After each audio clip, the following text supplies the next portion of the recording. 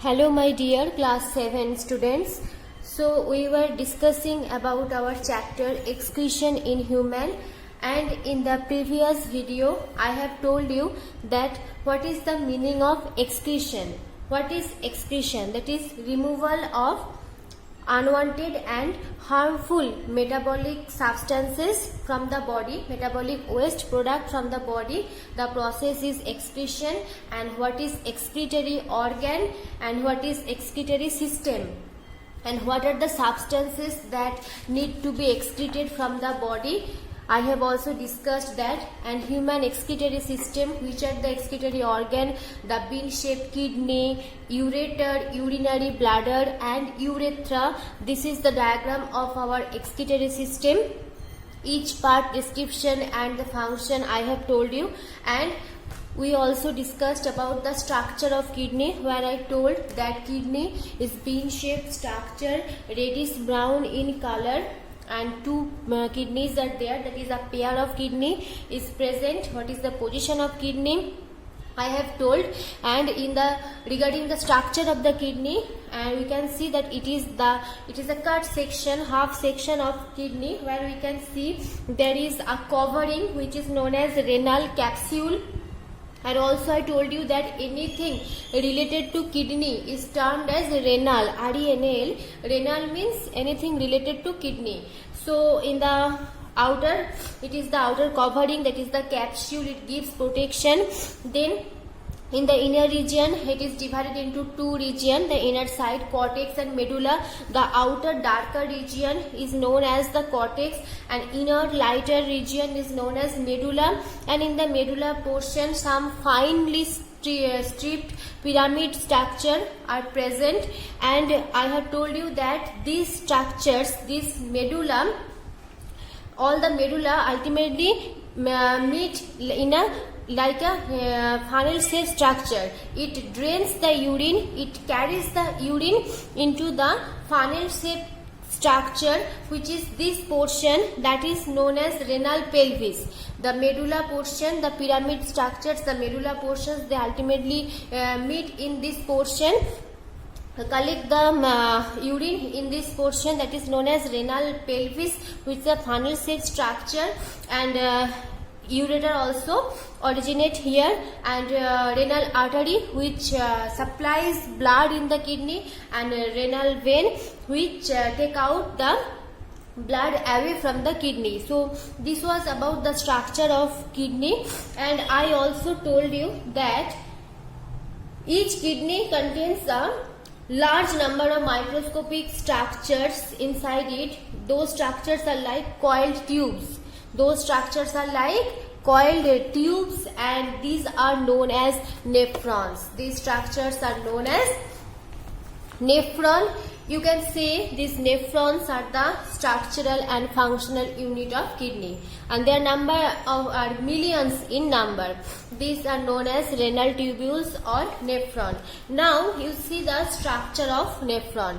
This is the structure of nephron. See here.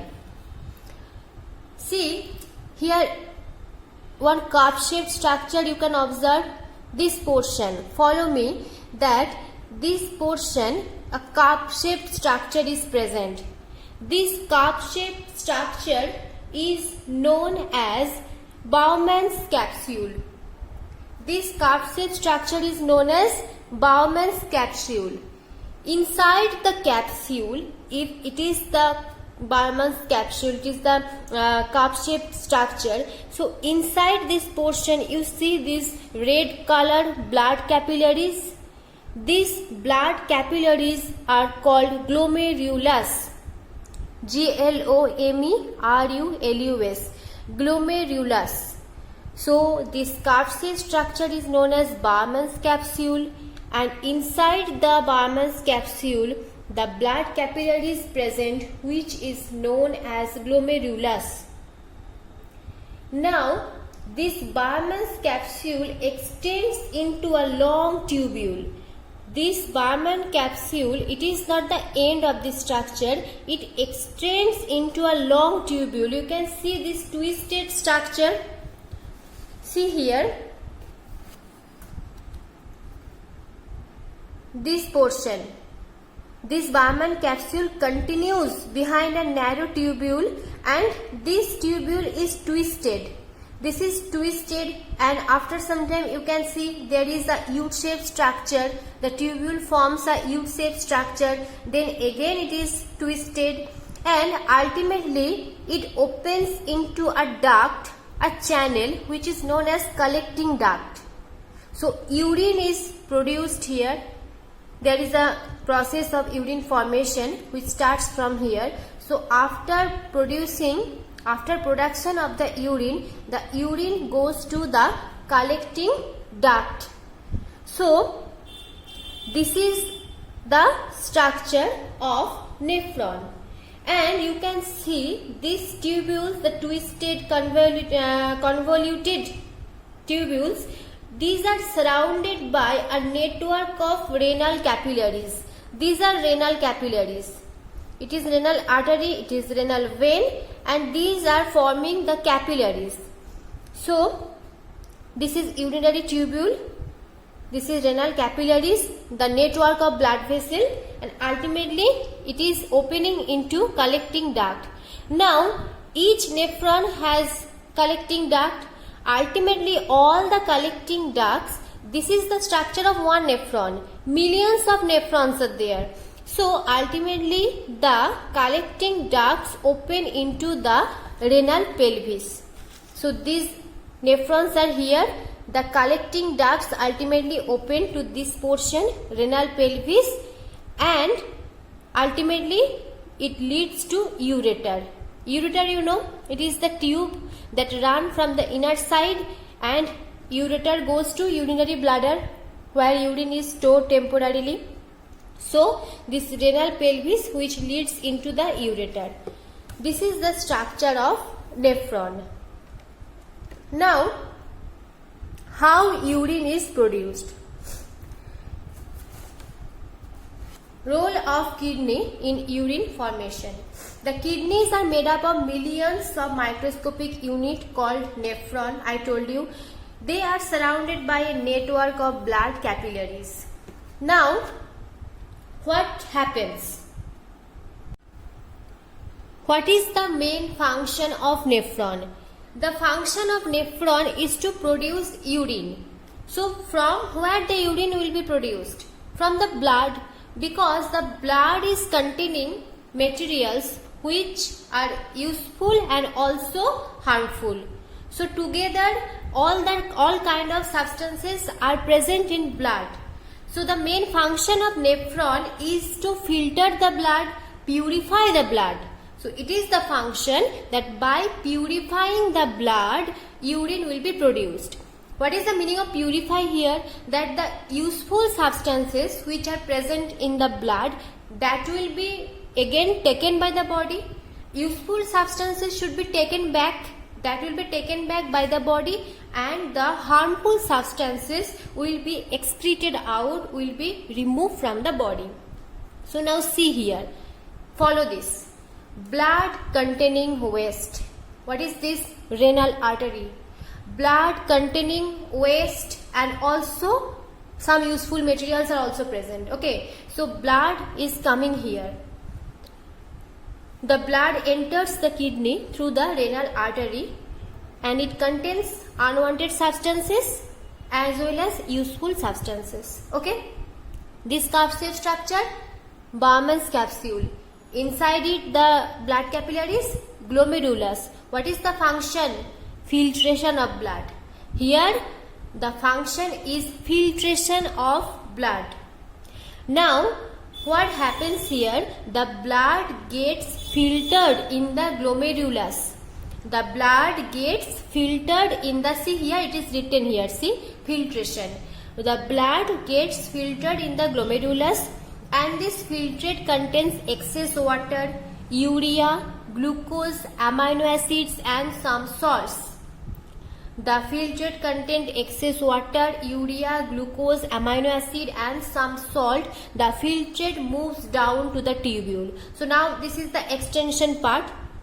The filtrate is now moves down to the tubule, as the filtrate moves down to the tubule, some useful substances, you see here one word is written, reabsorption. What I told you, that if some useful substances are also present after filtration, the useful substances which can be taken back by the body, if that is also excreted out, then it will be a loss for the body.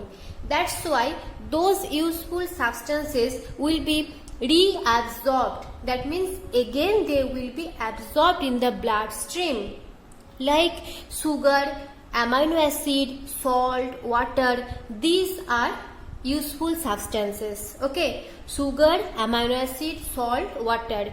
These are reabsorbed. So in this portion you can see the useful substances are reabsorbed by the blood. Now the blood which leaves the kidney, that is which is reabsorbed by the body, that part does not contain any waste. That part does not contain any waste. The part which is reabsorbed, that contains right amount of water and other useful substances. So this pure blood is carried back to the body. Pure blood, after reabsorption, the useful substances are reabsorbed and they are mixed with the blood and they are carried back to the body. Now what is left after reabsorption of the useful product? What is left, that one should be excreted out, that one should be removed from the body. That is the remaining fluid. The remaining fluid is called urine. The remaining fluid is called the urine. Now this urine, see here, this urine, whatever this reabsorbed, they are taken back to the body and goes through the renal vein. See here, it is renal vein and that is again taken back by the body. And what is left, which is full of only waste material, that is known as urine. Urine is a straw colored fluid. It contains 95% water and also contains urea, uric acid, ammonia and mineral salts. So it is collecting duct, as I told you, part of this nephron, this collecting duct. So urine is collected here in the collecting duct, and from the collecting duct it goes to the, ultimately it goes to the renal pelvis. After that it goes to the ureter, and from ureter it is carried to the urinary bladder, and in urinary bladder it is temporarily stored, and when the bladder is full, the urine is expelled to the outside of our body through the urethra. And the process of removal of the urine, the process of expulsion of urine, the process by which urine is removed from our body is known as urination. That is known as urination.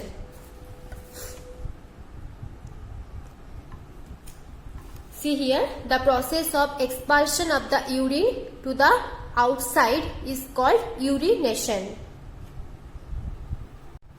So the function of kidney is to produce urine. It is the main excretory organ. But besides producing urine, another function is done by the kidney, that is maintaining the salt and water balance. Maintaining the water and salt concentration. Maintaining the water and salt concentration is the body, that is known as osmoregulation. So, regulation of water and salt concentration in the body is known as osmoregulation. This is another important function which is done by the kidney.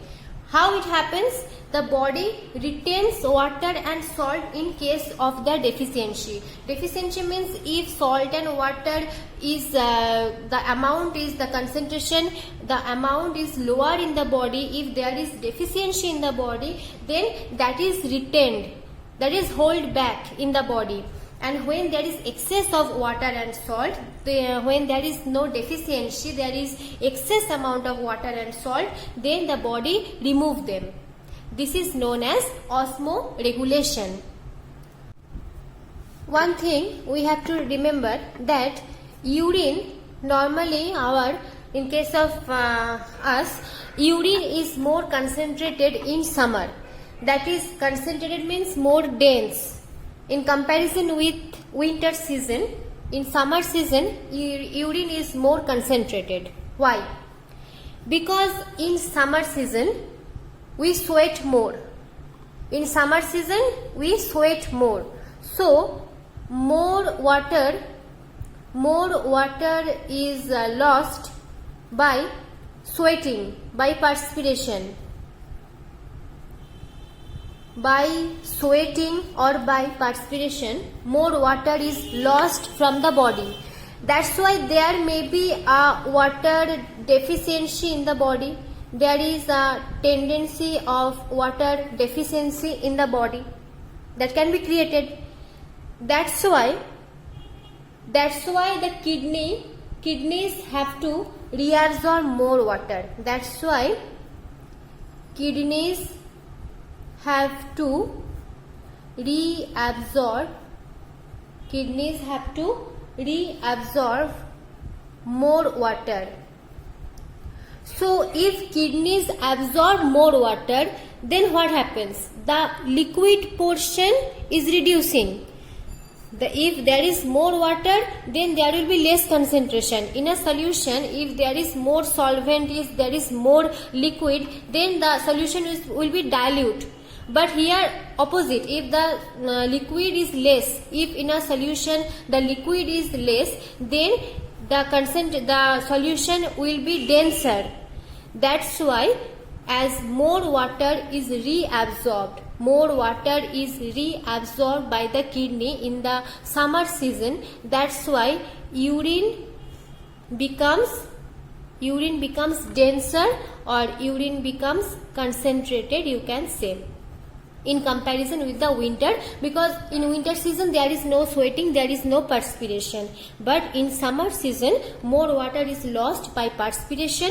That is why there is a water deficiency can be created in the body. To overcome this deficiency, kidneys have to reabsorb more water, and when more water is reabsorbed, then automatically the urine will be more denser or concentrated. Okay. So this thing you have to remember. Next thing is kidney stone. What is kidney stone? How kidney stones are formed?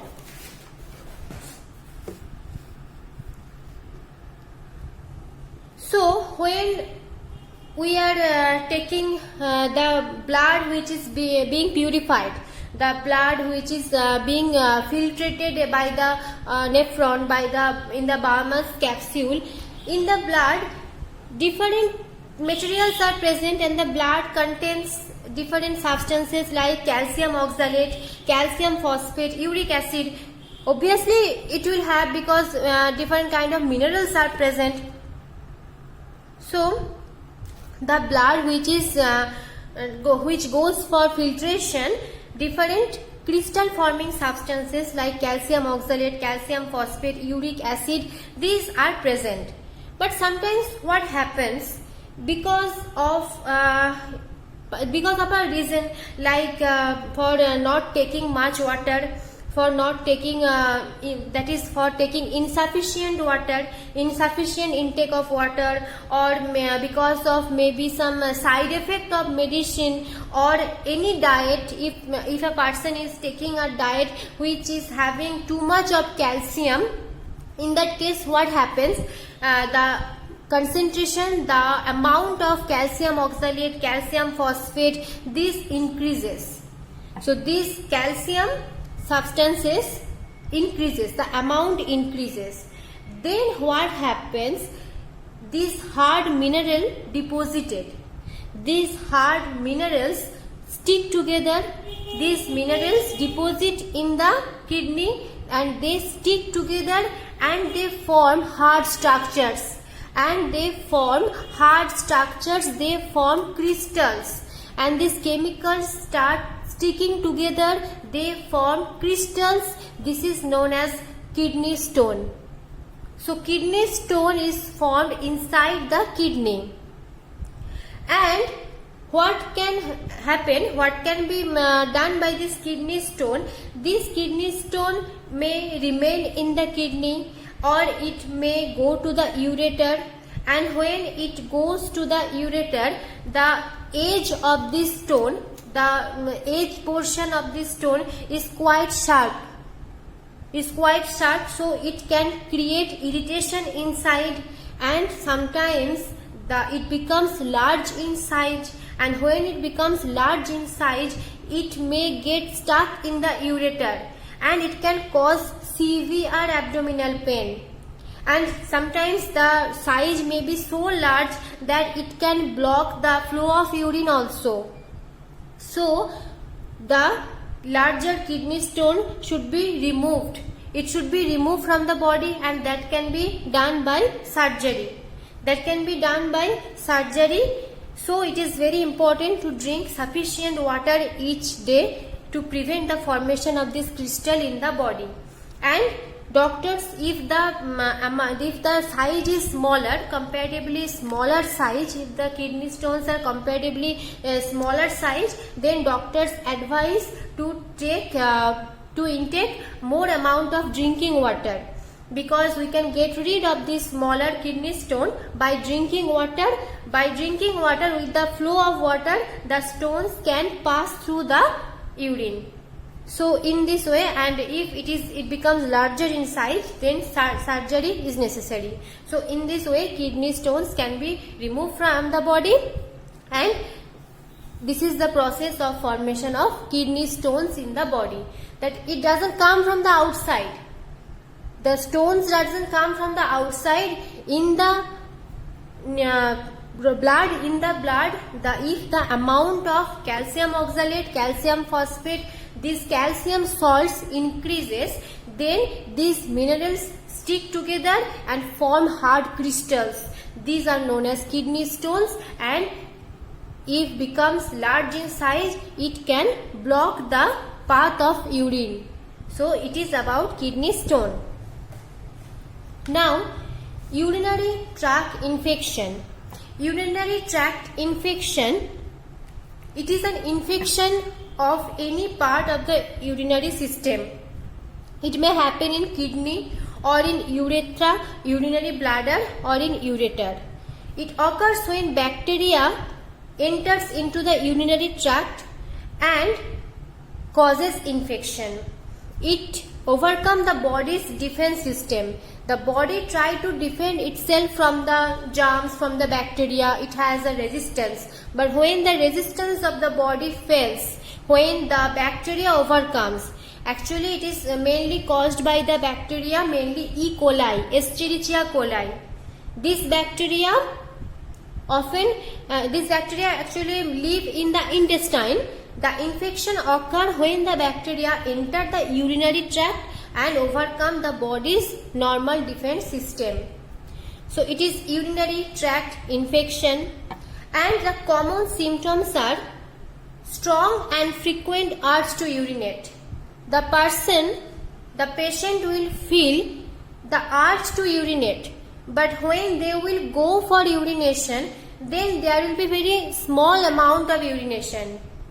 There will be very small amount of urination at that time, but they will feel the frequent urge. And while urinating, they feel burning sensation. While urinating, they feel very painful and burning sensation. And the odor of the urine generally very strong smelling urine, and the urine is also very concentrated, cloudy and strong smelling urine. So these are the symptoms of urinary tract infection. It can be treated with antibiotics, the antibiotic which kill the bacteria E. coli, and it can be cured within 2 to 3 days of treatment in case of mild infection. But in case of severe infection, it may take more time, but that can be treated with antibiotics. And for prevention, we have to maintain personal hygiene and we should drink sufficient amount of water. So this is about urinary tract infection. Next is diabetes. Diabetes means the amount of glucose. The amount of glucose in the blood becomes excessively high, and it becomes so high that the glucose is also coming in the urine. The glucose is also coming in the urine. The excess sugar is excreted out through the urine. So, presence of glucose in the urine indicates that the person is suffering from diabetes mellitus. The diabetes which generally happens in a person's body nowadays, it is very common disease. Increase of amount of glucose in the blood, amount of glucose level becomes higher in the blood, that is known as diabetes mellitus, and this is a disease in which the sugar level in the blood is much higher than the normal level and the excess sugar is excreted out. So presence of sugar means it is the patient is suffering from diabetes. And also, if normally in our urine, blood is not a component. Blood is not a component of urine normally. And if blood cells are present in the urine, then it indicates any infection, tumor or internal bleeding or damage to the kidney. So presence of blood cell in the urine indicate infection or tumor or internal bleeding or damage to the kidney. So if blood is present in the urine, if blood is coming through the urine, then without any delay we should consult the doctor. We should go for medical help. Okay, so these are the disorders of urinary system. Next topic is what happens if kidneys fail. Kidney are the excretory organ and excretory products should be removed from the body. If the excretory products are not removed from the body, then the toxic substances will accumulate in the body and it will cause disease and it can even lead to death. If the toxic substances are not removed from the body, then it can lead to death. That's why excretory products should be removed from the body. Then this is why excretion is essential in the body. Now what happens if kidneys fail? Sometimes one or both the kidney of a person stop working properly. That is known as kidney failure. Kidney failure may happen because of any infection or injury or any other reason. Now a person can live a healthy life with one kidney also. A person can well manage with one kidney also. But if both the kidneys do not work properly, the body is unable to remove the toxic waste. And this toxic waste accumulate in the blood, and in this condition it may lead to the death of the person. That's why treatment is needed. That's why in case of kidney failure, treatment is needed, and the treatment for kidney failure is dialysis. One is dialysis, another one is kidney transplant. So what is dialysis? You see here, this one picture is given. It is a dialysis machine. In this way, in the artery and the vein, inside the artery and vein of the person, a channel is done by the doctor, and through this channel the blood comes through. The channel takes the blood from inside. The channel takes the blood from inside the body of the person, and this blood flows to this dialyzer machine. the blood flows in this dialyzer machine and the work of the kidney is done in this dialysis machine. The kidney's work is to filter the blood. Same work, the filtration of the blood is done in this dialysis machine, and after filtration the blood goes to the body of the person. Again the blood flows back to the body of the person. This is the way dialysis occurs. So through the channel, a channel is made in the artery and vein of the person. The blood is taken out from the body and blood flows in the dialysis machine. In the dialysis machine, the work of kidney is done, that is the filtration of blood occurs, and after that the blood again flows back to the body through the channel.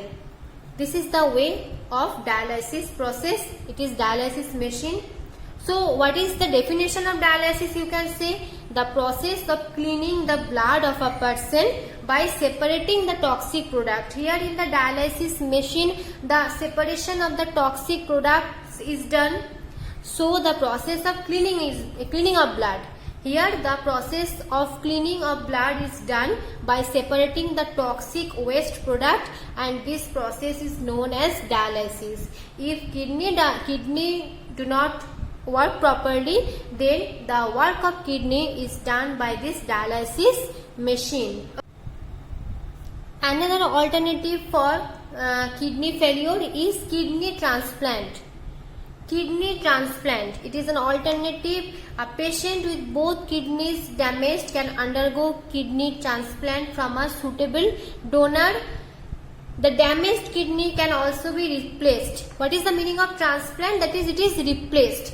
It is replaced by another kidney, and from where the kidney will come? The kidney will come from a suitable donor, that means from a healthy person, and it is replaced in the body of the patient whose kidneys are damaged. And after transplantation, after the replacement, both the person can live a normal life, because as I have told before that a person can well manage with just one kidney. So both the person can lead a normal life with one functional kidney each. So this is about the kidney transplantation. So dialysis and transplantation, these are the two process in case of kidney failure.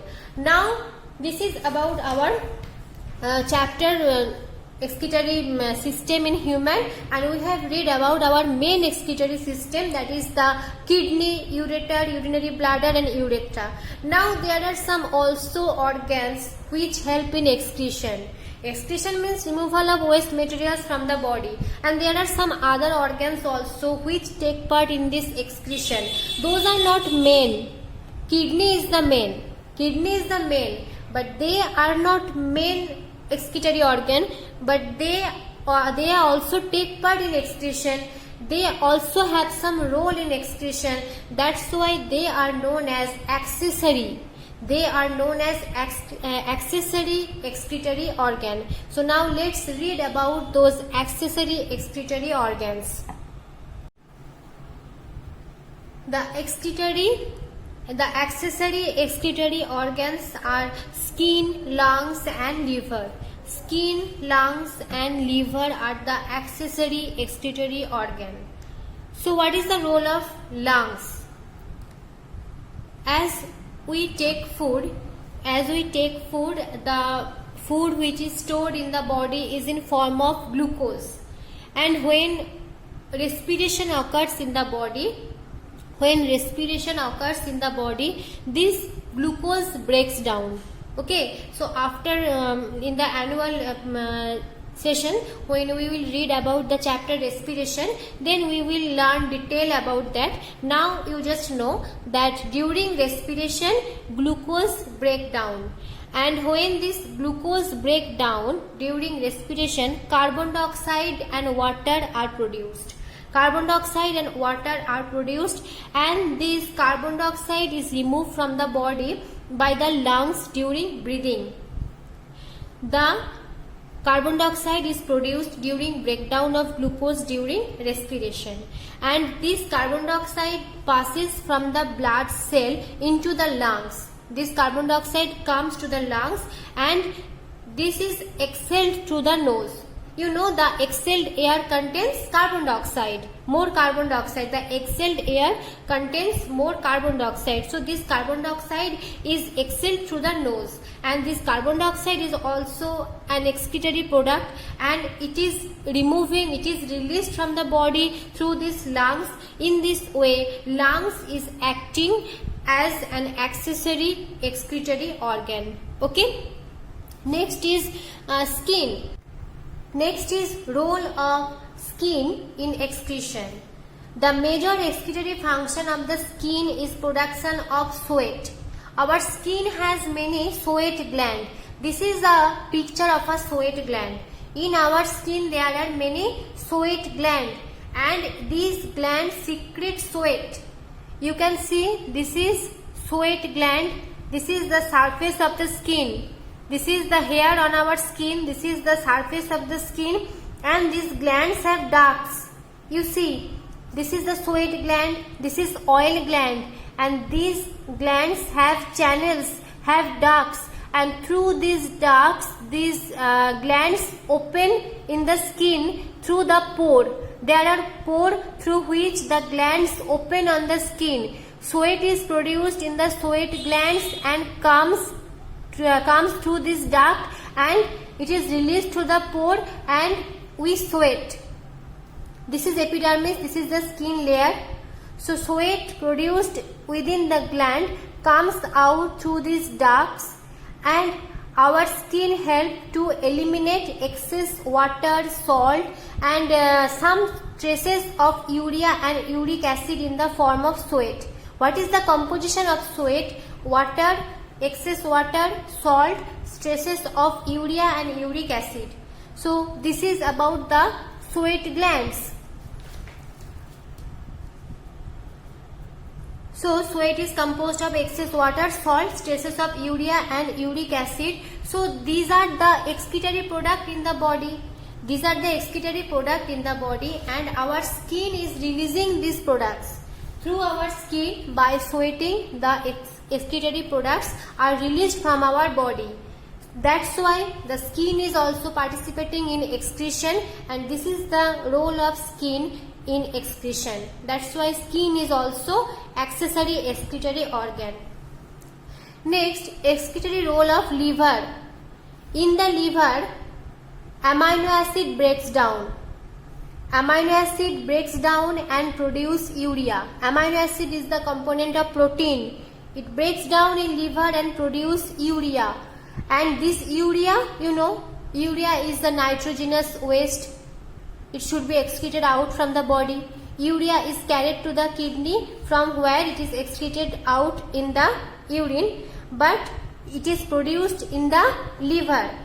And liver also help in elimination of bile pigments, extra vitamins, and many drugs which get accumulated there. So in this way, liver also take part in excretion. That's why it is also accessory excretory organ. So this is about our chapter excretion in human.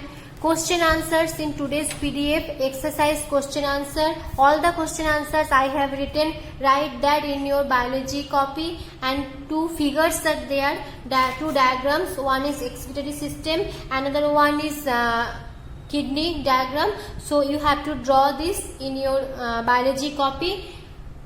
So write those question answer. Read this chapter well.